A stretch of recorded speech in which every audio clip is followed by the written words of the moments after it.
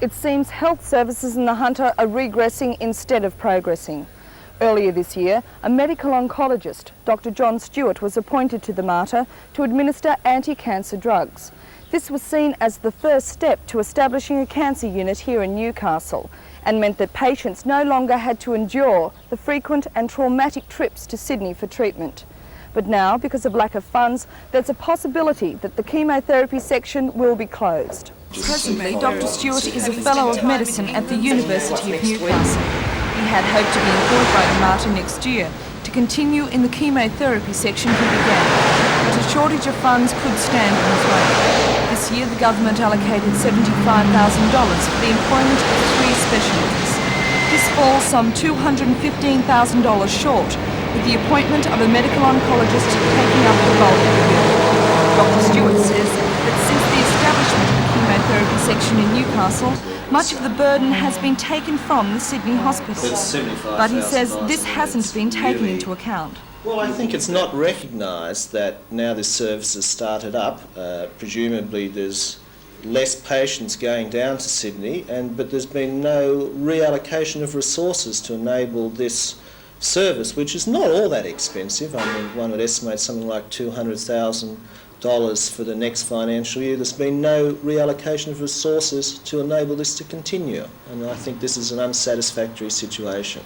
With the completion of the radiotherapy section at NewMed 2, the already established surgery department and the fledgling chemotherapy section, the Hunter Valley was to have a fully operational cancer treatment unit by 1985. One group that is livid about the proposed closure is the Hunter Valley Cancer Appeal. Its president is Mr. Alwyn Holmes. Chemotherapy and radiotherapy is just like bread and butter, and it's a must that the chemotherapy clinic is kept open. Otherwise, cancer patients in the Hunter region will still have to travel to Sydney for treatment, and that's what our committee is trying to do, is to stop all that. That's wrong.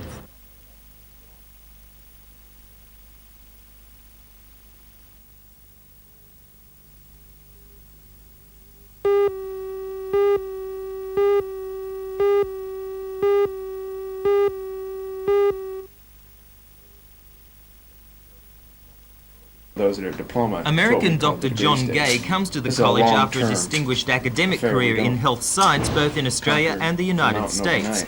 A triple US volleyball Olympian, Dr. Gay says he enjoys challenges such as his new appointment. During a media conference today, he talked about his 2 years in Australia, saying our tertiary education system has advantages over the United States, primarily because of much smaller lecturer-student ratios. He bases his observations on his previous position at the South Australian CAE, and it was there that he saw a tertiary course for nurses in effect. At the college, the course would have a higher scientific content, with more emphasis on oral and written skills than the present certificate at the Newcastle Technical College. It will be part of the School of Paramedical and Community Welfare Studies, which provides courses for varying groups, including police and welfare workers. John, what will you be trying to achieve as head of the new school? Basically just to upgrade programs that presently in existence and the integration and bringing in of new programs. Is there an increasing demand for tertiary qualifications in professions where there haven't been in the past? There seems to be, especially in the nursing area, yes. And you'll be trying to get a basic nursing course in the school in 1985? Hopefully, yes, we will. Can you tell me about that school? It will be an award in basic nursing, and hopefully it will be one which will be integrated with the present programs in the hospitals that are presently existing.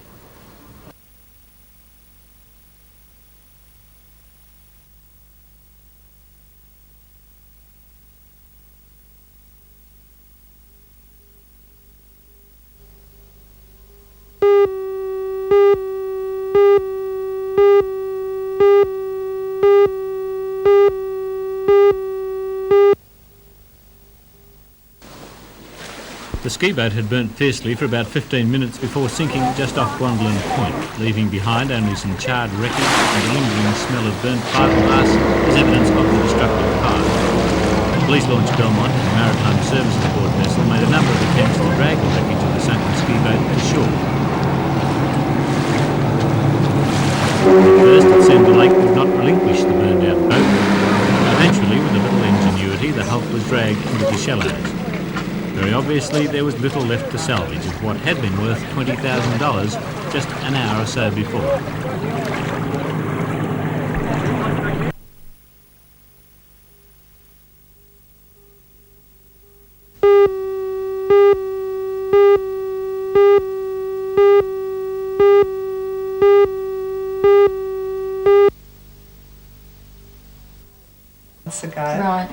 Lorna Hewson was selected from 400 nominations as the 1983 winner of the Bowater Scott Achievement Award.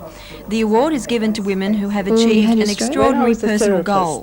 When Half Is Whole was written by Lorna after she suffered a stroke which left one side of her body paralysed. It took her 3 long years to compile the honest and personal account of her own suffering. First, teaching herself to type with one hand. Before her stroke, Mrs. Hewson treated stroke patients at the William Lyon Hospital. And it was only after she became a patient that she realised how little was really known about the illness. When I had my stroke, I realised I really didn't understand their problems at all. You know, the psychological problems of stroke were quite foreign to me when I was a therapist. After her recovery, Lorna Hewson went back to the William Lyon Hospital as a member of the hospital's education team. The fact that it may close is both a professional and personal disappointment to Lorna. I felt quite distressed since we've come back from Melbourne to hear that we may be losing this William Lyon Hospital. It's been so important to me and to so many thousands of stroke patients. And I think unless they have something better to replace it or something equally as good, they certainly shouldn't be dismantling William Lyon.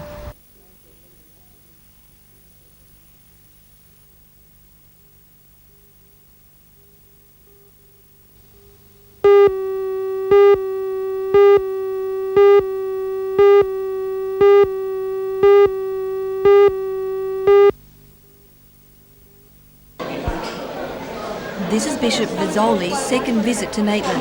In 1978, he laid the foundation stone for the Polish Association's hall in Grant Street. Today he met members of the Polish community at an informal function in the hall after a special mass in which he urged the congregation never to doubt their faith. This visit coincides with the 25th anniversary of the Polish Association in Maitland. They plan to release a book later this year called Poles in Maitland, which dates back to the 18th century.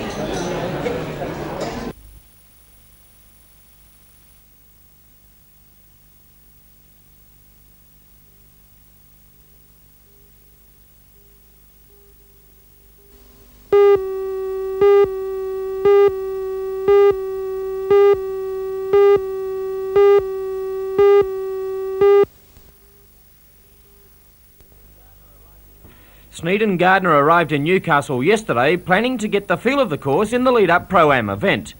Gardner hit off the 10th tee, but returned to the clubhouse 1 hole later, and it was the same for Sneed, who, along with Richie Benno, hit off the first. Tournament organisers will be hoping that the rain will clear for the start of the 72-hole event, the pipe opener to the 83-84 Australian circuit. The conditions at Belmont should suit the long hitters, such as Australian Open champion Bob Shearer and Newcastle professional Bob Shaw, who hit the ball prodigious distances. It will be testing golf for all the players today, with the rain and the wind likely to continue.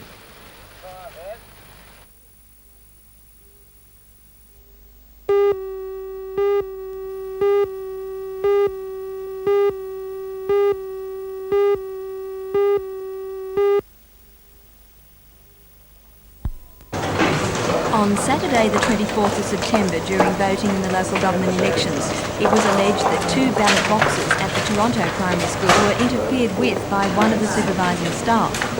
The 800 votes in those 2 boxes were not included in the count and remain locked away. It's because the outcome of voting in the 3rd Ward was so close that a dispute arose. One candidate, Stan Gudsell of Fennells Bay, an independent, lost a seat to an ALP candidate by 30 votes. It may be that those 800 votes, which were not counted, could swing the outcome in 3rd Ward. Now that the poll has been declared, it's up to Mr Gudsell to act. He says a recount would probably not achieve anything because the disallowed votes would not be included. The only way, he says, is through the polls. I'm asking for a re-election.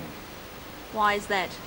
Well, that I feel will give the public an opportunity to decide who they want. On Monday, the Town Clerk will present a report to the Lake Macquarie Council on action to be taken against the officer who interfered with the ballot boxes.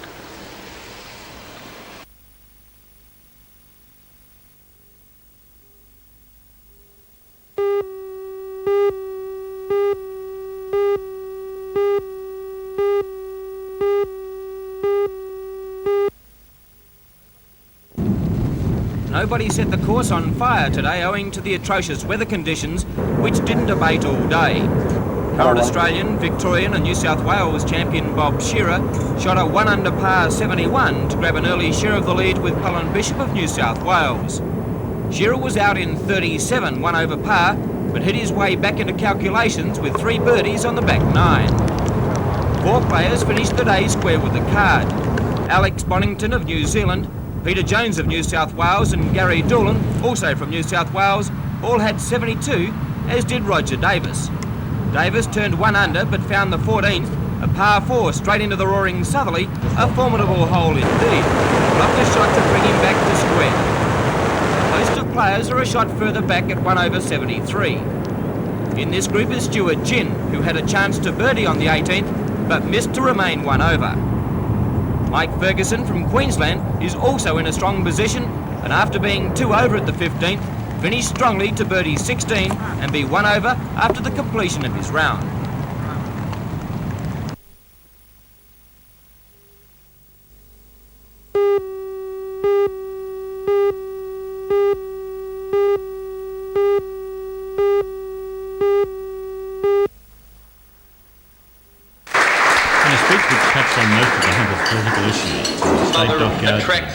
But most unlikely things. Since becoming leader of the opposition, I have attempted to make it clear. Seized the opportunity in the budget last month to magnanimously lift the payroll tax exemption level by a trifling $10,000 to $130,000. Australia, almost alone of comparable Western industrialised economies, persists with the nonsense of a Monday to Friday working week with penalty rates thereafter. It is perfectly obvious that albeit the penalty rates may be here to stay given the industrial realities, that there is an acceptable and possibly even a bipartisan compromise involved in changing the structure of the working week so that it's on the basis of a base 5-day week, whichever days they may be. That sort of change, both in the structure of the working week and in easier access to permanent part-time work, would obviously be of particular assistance to young people and women who, as I've mentioned, to this end, the Liberal and National parties are committed to establish a separate Newcastle Port Authority. I later asked him how the creation of additional authorities is consistent with the policy of less government. 300 coordinating bodies that we've announced today are not additional bureaucracies. What they represent is a breaking down and a localising of an existing bureaucracy. But historically, that doesn't seem to be what happens when you create a new authority. Oh, I think there's some credence to that point of view, but that's surely up to the government to make sure it works, and secondly up to the local people to make sure it works. Because when you've got a local authority, the local people end up paying for it in a far more direct sense. Now, if the people of Hunter are not capable of making those coordinating bodies accountable to them, then that's their problem.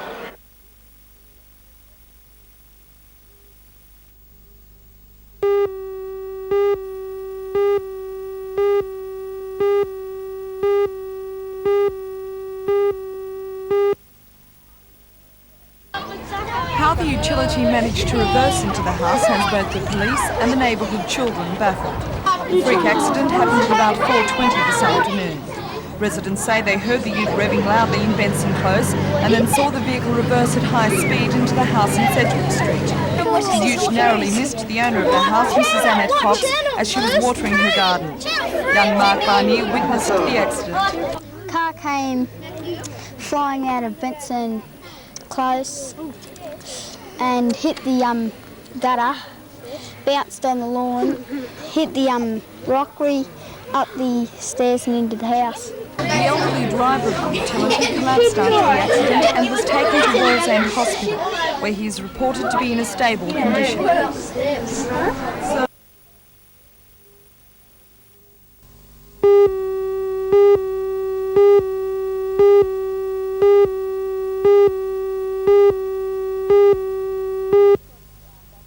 Yeah, that's correct. We've got about half the draw filled with overseas players, and they come from Brazil, USA, Canada, and some from the Philippines and New Zealand. We'd really want to try and get tennis into the country areas, and it's a shame that tennis in the country don't see the top class players of the world, and with satellite tournaments it's fantastic for them to actually see future players and players that may be just coming off the circuit participating at their venues.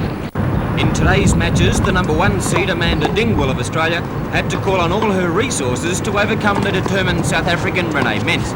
After comfortably winning the first set 6-2, Tobin struggled in the second, losing it 4-6, but rallied to take the third set in the match 6-4. Another good victory for Australia was Vicky Marler in the pink.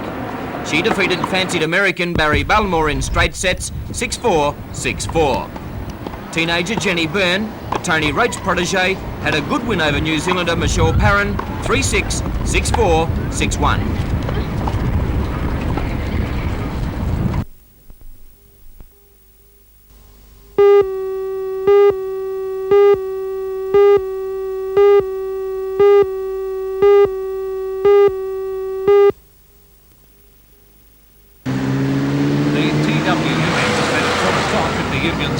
Office. They were given a report on the Sydney meeting, but voted independently on whether or not to end their stoppage. The Newcastle drivers did agree to return to work at midnight, but they reaffirmed the union's determination to hold a national stoppage of indefinite duration if parts of the Trades Practices Act they find offensive are not repealed. The 24-hour stoppage by the Newcastle branch did not affect supplies of petrol to local service stations.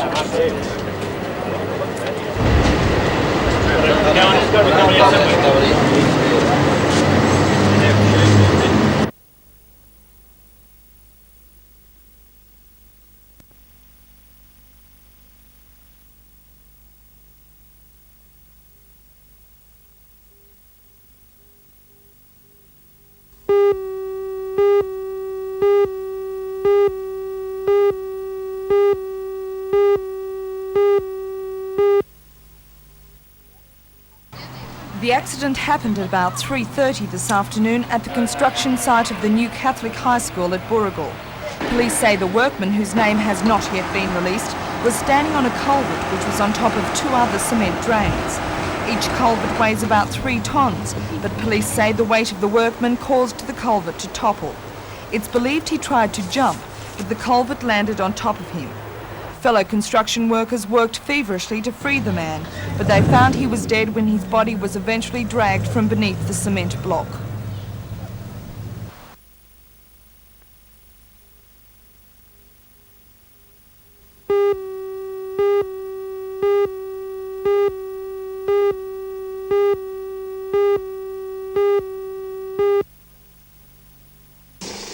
Police say the job of sorting out the estimated 140,000 marijuana plants from the oats and wheat should keep them busy for the rest of the day.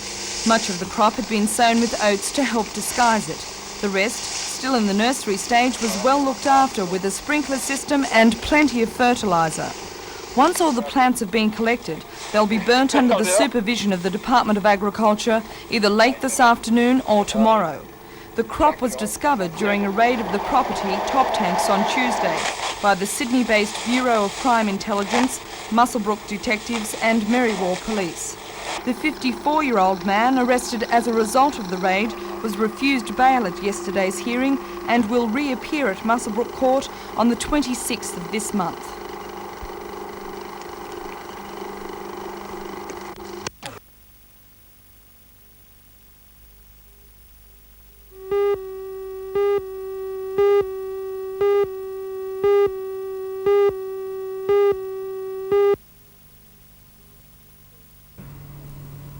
In a letter received from the Minister for Health, Mr Brereton, the Mater Hospital has been accused of predicting cuts in services as a means of trying to intimidate the government during budget time.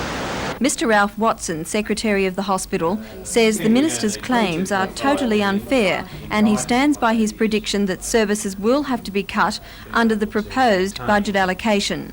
Mr Watson believes the Minister does not understand the hospital's situation.